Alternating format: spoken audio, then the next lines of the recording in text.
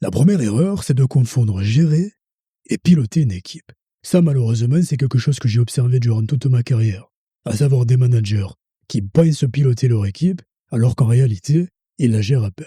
Et ça pose d'énormes problèmes, parce que c'est ce qui conditionne l'atteinte des objectifs et le fonctionnement des équipes. Quand tu te contentes de gérer une équipe, tu fais ce que moi j'appelle du babysitting managérial. En gros, tu surveilles, tu tapes sur les doigts de ceux qui font des bêtises, tu remplis les agendas et tu distribues les congés. Tu subis systématiquement la situation. Et c'est d'ailleurs ce que reprochent énormément de salariés à leur manager. À l'inverse, quand tu pilotes une équipe, là tu bascules dans une autre dimension. C'est ce qui te permet de viser, d'atteindre la performance opérationnelle et d'obtenir d'excellents résultats avec tes équipes. Le manager qui pilote une équipe est toujours dans l'anticipation et jamais dans la réaction. Il a toujours un coup d'avance d'un point de vue stratégique. Tout simplement parce qu'il maîtrise les spécificités opérationnelles et stratégiques liées à ses fonctions. Les salariés ont le sentiment d'évoluer de manière positive et de monter en expertise.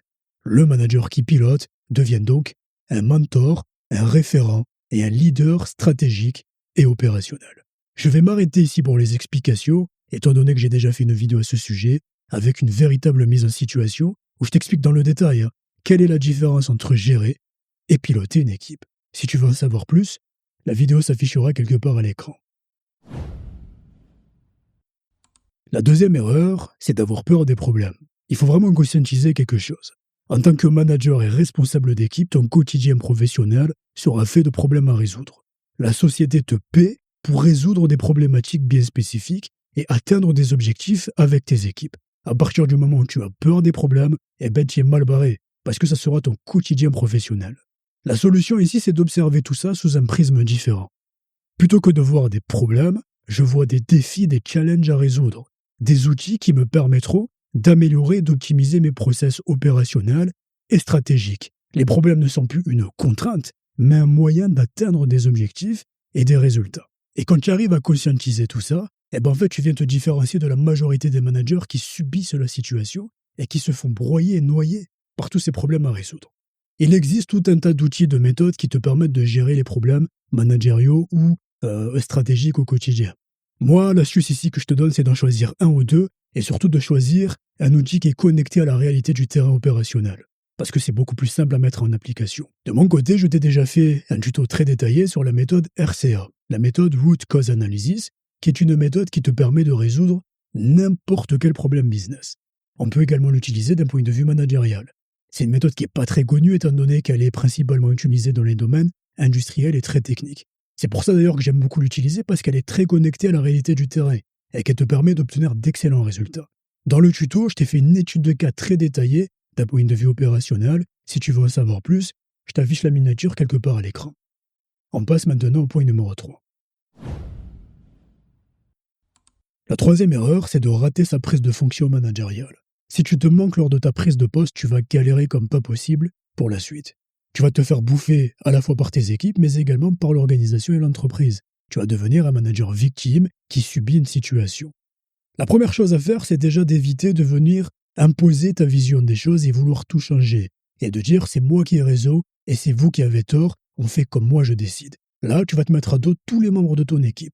Et ça va être très compliqué par la suite d'obtenir d'excellents résultats. La deuxième des choses à éviter, c'est de faire l'inverse et de dire on change rien à ce qui se faisait au préalable et on fait exactement la même chose qu'avant. Là, tu perds toute crédibilité et légitimité managériale et encore une fois, tu vas te faire bouffer. Ce qu'il faut faire, c'est lors de ton recrutement, tu te mets d'accord avec l'entreprise. Ça, c'est non négociable. Si tu veux vraiment obtenir d'excellents résultats, tu négocies avec l'entreprise une phase d'observation et d'analyse en fonction des projets ou de la complexité de certains secteurs d'activité. C'est super important ce que je te dis. C'est non négociable. Tu leur dis, soit il y a cette phase d'analyse et d'observation, soit je ne travaille pas avec vous. C'est aussi simple que ça. Et pendant cette phase d'analyse et d'observation, tu vas observer et analyser. Tu ne vas pas mettre en place d'action dès le départ. Tu vas créer ce que l'on appelle une fiche de route opérationnelle et stratégique, où tu vas faire un constat, une photo à l'instant T de la situation. Tu vas relever ce qui fonctionne et ce qu'il faut garder, ce qui ne fonctionne pas et ce qu'il faut changer et jeter, et ce qui mérite d'être optimisé et amélioré pour optimiser les process opérationnels et stratégiques. À la fin du processus d'analyse et d'observation, tu fais un compte rendu à ton N+1 et tu lui dis voilà, Voici ce qu'il faut mettre en place pour que je puisse obtenir d'excellents résultats. S'il est d'accord, tu peux rentrer dans une phase de négociation et voir ce qui est faisable et ce qui n'est pas faisable. S'il refuse, tu prends tes affaires et tu te tires. La période d'essai, c'est valable pour l'entreprise, mais également pour le salarié. Parce que s'il refuse, derrière, c'est qui galère?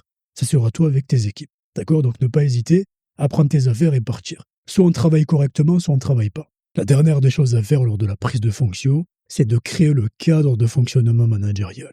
C'est super important. Un cadre de fonctionnement managérial qui est parfaitement établi supprime 80% de problèmes d'ordre disciplinaire ou comportemental en entreprise. Ça conditionne également le respect qu'auront les salariés vis-à-vis de leur manager. En partie. C'est aussi la crédibilité et la légitimité managériale. Tu dois créer le cadre de fonctionnement avec chacun des membres de ton équipe. Ça sous-entend que toute l'équipe participe à la création du cadre managérial. C'est super important pour les responsabiliser, mais également pour, par la suite, pouvoir les recadrer comme il faut. Si les salariés ne participent pas au cadre et que c'est toi qui viens et tu dis « on fait comme ça et puis c'est tout », ça ne marche pas. Fais-les participer, écoute leur remontée, essaye de comprendre qu'est-ce qu'ils recherchent aussi dans le cadre spécifique du quotidien. Mais attention, en respectant les règles de l'entreprise, c'est super important. Et une fois que c'est terminé, tu fais signer ce cadre à tous les membres de ton équipe. Quand il y a un salarié qui sort du cadre, ça te permettra de le recadrer beaucoup plus facilement. Attention, quand tu crées ton cadre de fonctionnement, il faut aussi comprendre que tu as le cadre de fonctionnement global et le cadre de fonctionnement individuel, en fonction des projets, en fonction des spécificités opérationnelles. Honnêtement, pour la prise de fonction managériale, il faudrait une dizaine de vidéos pour expliquer tout dans le détail et rentrer vraiment dans les spécificités techniques et stratégiques liées à la prise de fonction managériale. Si tu veux que je te fasse quand même une vidéo récapitulative, fais-moi le savoir en commentaire et j'essaierai de faire une vidéo quand j'aurai le temps de le faire. Quatrième erreur, c'est de tomber dans le management que j'appelle le management archaïque. Le management archaïque, c'est un management d'après-guerre. Un management où le manager fait figure d'autorité suprême. C'est lui qui décide de tout. Le manager est tout en haut et les salariés sont tout en bas. En gros, c'est faites ce que je dis et puis vous la mettez en veilleuse. Management très tyrannique, très autoritaire. En général, il bascule très rapidement dans le management toxique. Avec du micromanagement, il essaie de tout contrôler, les faits et gestes de chacun des salariés qui composent son équipe. Et ça, c'est la pire des choses à faire. Parce que tu perds au final toute crédibilité quand tu fais régner la terreur. Ça fonctionne avec les salariés qui ont peur de perdre leur emploi. Mais avec les autres, c'est la guerre. Hein. Je te le dis. Hein. Moi, si je tombe sur un manager tyrannique, autoritaire, je lui fais la misère. Et il mérite. D'accord? Donc, il faut faire très attention avec ce type de management. Il faut prôner un management basé sur le mentorat, sur le leadership. Un manager qui comprend les spécificités techniques, opérationnelles et stratégiques liées aux fonctions de ses salariés et qui les écoute au quotidien pour les accompagner dans leur processus de montée en compétences et en expertise. C'est super important d'éviter ce type de management parce que c'est la pire des choses à faire. La cinquième erreur, c'est de tomber dans le management que j'appelle le management bisounours. Là, c'est le total opposé du management archaïque.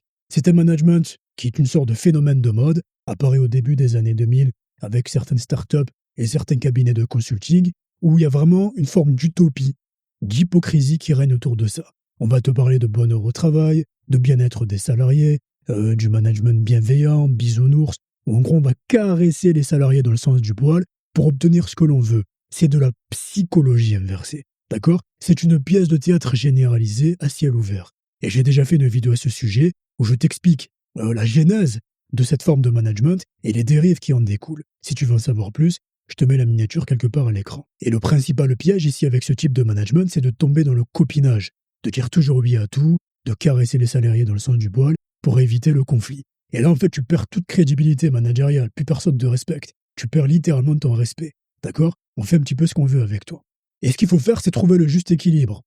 Bannir le management archaïque et bannir le management bisounours. Trouver le parfait équilibre pour prôner à la fois l'aspect opérationnel, l'aspect stratégique, la performance opérationnelle qui t'est demandée en tant que manager, mais également faire preuve de compréhension vis-à-vis des salariés, prôner des valeurs fortes, des valeurs basées sur la compréhension, sur le respect, sur l'empathie, sans oublier le pourquoi du comment. En gros, pourquoi est-ce qu'on est payé? C'est pour obtenir des résultats et faire en sorte que la société génère des bénéfices. Bannir cette utopie et cette pièce de théâtre généralisée. La sixième erreur, c'est de ne pas savoir prioriser et s'organiser. Erreur classique d'un point de vue managérial. La majorité des managers sont noyés sous la charge de travail. Je t'invite à regarder autour de toi dans ton entreprise, observe un peu les managers, et tu te rendras compte que dans leur journée, ils ne font pas grand-chose. Ils se focalisent sur des actions qui ne sont pas forcément prioritaires, d'accord, qui sont très chronophages et oublient l'essentiel. Ici, ce qu'il faut faire, c'est se poser une seule question. Toujours aller à l'essentiel, hein, faire les choses simples, parce qu'il y a plein d'outils, plein de méthodes pour s'organiser. Bon, en général, tu perds plus de temps qu'autre chose à la mettre en application. Une seule question. Quelle est la tâche et l'action que si je la mets en application à l'instant T me permettra de compléter 80% de ma progression journalière? Si les 20% ne sont pas réalisés à la fin de la journée, on s'en fout. Le plus important, c'est de réaliser l'action prioritaire. Pour ce faire, j'ai déjà fait une vidéo spécifique à ce sujet sur la fameuse équation de la loi de Hick, hein, où je t'explique dans le détail pourquoi cette équation est très importante d'un point de vue de l'organisation et de la priorisation des actions. Elle s'affichera quelque part à l'écran. En complément de cette vidéo, j'ai également fait une vidéo sur le principe de neuroplasticité et de conditionnement mental, qui t'aide aussi à conditionner ton cerveau à atteindre tes objectifs. Tu verras, en plus de ça, j'ai fait un petit clin d'œil à Monsieur Mohamed Ali. La 7e erreur, c'est de ne jamais prendre de risques en entreprise, qu'on se mette d'accord dès le départ. Si tu ne prends pas de risques en entreprise, c'est le meilleur moyen de subir ta carrière. Et l'une des solutions pour y arriver, c'est de viser les projets très complexes et très compliqués. Ceux dont personne ne veut. C'est de favoriser l'expertise et l'excellence opérationnelle dans notre travail au quotidien. Ok ? Et se rendre visible par la suite. Pourquoi ? Parce que quand tu as un projet compliqué, en fait, bien évidemment, tu augmentes le risque d'échec. Sauf que le potentiel gain est beaucoup plus important que de faire des projets bidons. Quand tu fais des projets compliqués, tu montes en compétence, en expertise. Quand bien même tu échoues, quand tu te relèves, tu apprends de tes erreurs pour pouvoir faire mieux la prochaine fois. Et en fait, quand tu arrives à obtenir d'excellents résultats dans des projets complexes, tu sais, le monde de l'entreprise, c'est le monde du bouche à oreille. Tu seras tout de suite la personne à qui on pense si demain il y a une autre opportunité, un autre projet complexe. Et en fait, tu navigues de projet compliqué en projet compliqué, tu changes d'entreprise en fonction des opportunités, et ça te permet de gravir les échelons. Bien évidemment, comme je te l'ai dit, il y a d'autres méthodologies, c'est un système complet à maîtriser, mais en gros voilà, c'est briser ce conformisme et essayer de faire son propre chemin vers la réussite et vers le succès, et bien évidemment, ça sous-entend de prendre des risques. La 8e erreur, c'est de ne jamais se former. Le management est un apprentissage permanent. La pire des choses à faire, c'est de te reposer sur tes acquis et de subir la situation tout au long de ta carrière. Par contre, attention, et j'attire ton attention là-dessus, hein. Fais très attention avec qui tu te formes. Attention aux bullshitters en entreprise, parce que c'est un raz-de-marée, ils sont partout.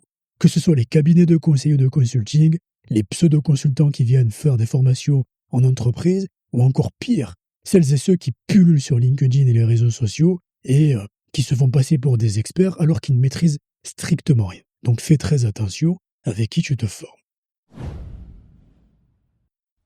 La 9e erreur, c'est de tomber dans l'excès. Quand tu débutes d'un point de vue managérial, tu as tendance à faire un petit peu trop, à prouver que la société ne s'est pas trompée, alors tu vas donner, t'investir plus que de raison, et quelquefois malheureusement tu vas travailler en dehors de tes horaires de travail. Ça c'est quelque chose qu'il ne faut jamais faire. Dès le départ, tu poses tes limites. Je suis professionnel, je suis performant pendant mes horaires de travail. Quand j'ai terminé, j'éteins tout, et lui qui n'est pas content, c'est pareil. On a ce que l'on appelle le droit à la déconnexion. On travaille pour vivre, mais on ne vit pas pour travailler. C'est super important de conscientiser tout ça. Le plus important, c'est ta vie personnelle. C'est ta famille, ta santé mentale et ta santé physique. Qu'est-ce que tu te tues à la tâche pour alors que tu es payé de telle heure à telle heure? Fais ce pourquoi tu es payé, fais-le bien, fais-le proprement, sois performant, sois opérationnel pour l'entreprise, mais ne dépasse pas tes fonctions et ne donne pas trop, parce que plus tu donnes, on considère que c'est gratuit. Ok? N'oublie pas que c'est pas l'entreprise à ton père. C'est super important de conscientiser tout ça. Demain, si tu tombes malade, les principales victimes de tout ça, ce sera ta famille et personne d'autre. Ne jamais travailler plus que de raison en entreprise. Cette vidéo touche à sa fin et tu as désormais quelques pistes de réflexion à optimiser de ton côté, en espérant que la valeur partagée aujourd'hui te sera bénéfique pour la suite de ta progression.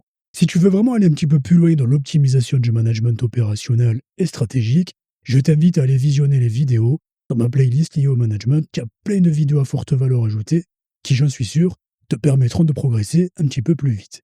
Je t'invite également à t'abonner, activer la cloche de notification pour être sûr et certain de ne rien manquer des prochains partages de valeur. Laisse-moi aussi un petit j'aime, un petit commentaire, ça me permettra de soutenir la chaîne. Et puis quant à moi, je te dis à bientôt pour une prochaine vidéo.